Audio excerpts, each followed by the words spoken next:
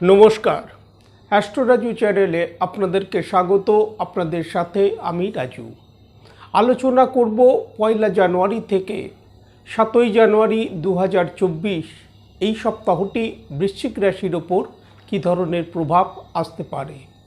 এই সপ্তাহে চন্দ্রমাকে গোচরে সিংহ রাশি, কন্যা রাশি ও তুলা রাশিতে ভ্রমণ করতে দেখা যাবে। সপ্তাহের শুরুতেই চন্দ্রমাকে গোচরে আপনাদের রাশির দশম ভাবে অর্থাৎ সিংহ রাশিতে অবস্থান করতে দেখা যাচ্ছে।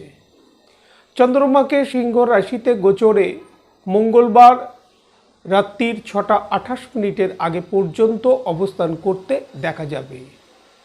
দশমভাবে গোচরে চন্দ্র শুভ ফল নিয়ে এসে থাকে। ব্যবসা বাণিজ্য কর্মক্ষেত্রে এই সময় অগ্রগতি আসতে দেখা যাচ্ছে।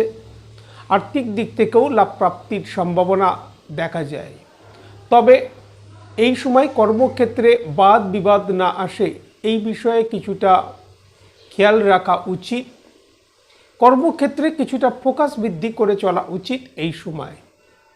মঙ্গলবার রাত্রির 6টা 28 পর চন্দ্রমা গোচরে আপনাদের রাশির একাদশ ভাবে অর্থাৎ কন্যা রাশিতে প্রবেশ করবে এবং শুক্রবার সকাল 6টা 47 আগে পর্যন্ত চন্দ্রমাকে কন্যা রাশিতেই অবস্থান করতে দেখা যাবে।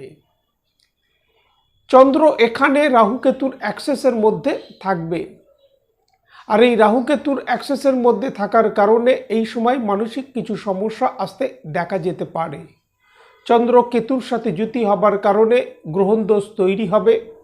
এই সময় কারোর ওপর নির্ভর করে কোনো কাজ করা উচিত নয়। কিছু কাজ সম্পন্ন হবার ক্ষেত্রে এই সময় ডিলে হতে দেখা যেতে পারে। জাতকের মানসিক স্থিতির প্রতি এই সময় কিছুটা খেয়াল রাখা উচিত। শুক্রবার সকাল 6টা 47 পর চন্দ্রমা গোচরে আপনাদের রাশির দ্বাদশ ভাবে অর্থাৎ তুলা রাশিতে প্রবেশ করবে এবং সপ্তাহের শেষ চন্দ্রমাকে গোচরে তুলা রাশিতেই অবস্থান করতে দেখা যাবে। তুলা রাশিতে চন্দ্রমাকে গোচরে রবিবার বিকেল 4টের আগে পর্যন্ত অবস্থান করতে দেখা যাবে। চন্দ্র এখানে বৃহস্পতির দ্বারা দিষ্ট হবে, সাথে সাথে গজকেশরী যোগও তৈরি হবে। যারা বৈদেশিক কাজ কারবারের সাথে যুক্ত, এক্সপোর্ট ইম্পোর্ট বিজনেসের সাথে যারা যুক্ত, যারা বিদেশে কর্মরত বা এমএনসিতে কর্মরত, তাদের এই সময় লাভপ্রাপ্তি আসতে দেখা যাচ্ছে।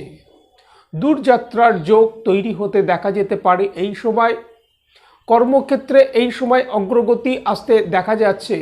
তবে কর্মক্ষেত্রে ওয়ার্ক প্রেশার এই সময় বৃদ্ধি পেতে দেখা যাবার সম্ভাবনা। খরচের পরিমাণ এই সময় বৃদ্ধি পেতে দেখা যাচ্ছে। খরচের প্রতি এই সময় কিছুটা নিয়ন্ত্রণ রেখে চলা উচিত। দাম্পত্য জীবন, প্রেম প্রণয়, বিদ্যার্থীদের বিদ্যাক্ষেত্র থেকে একটা স্বাভাবিক রেজাল্ট এই সময় আসতে দেখা যাচ্ছে। তবে সপ্তাহের মধ্যবর্তী সময় কিছুটা সতর্কতা অবলম্বন করা উচিত। সাইটিকার ব্যথা বেদনা, লোয়ার ব্যাক পেন সংক্রান্ত সমস্যা যাদের আছে তার প্রকোপ এই সময় কিছুটা বৃদ্ধি পেতে দেখা যেতে পারে। এই সময় নিত্য ভগবান হনুমানজির যদি আরাধনা করা যায় তার থেকে যথেষ্ট লাভ প্রাপ্তির সম্ভাবনা। আজ এই পর্যন্ত। নমস্কার।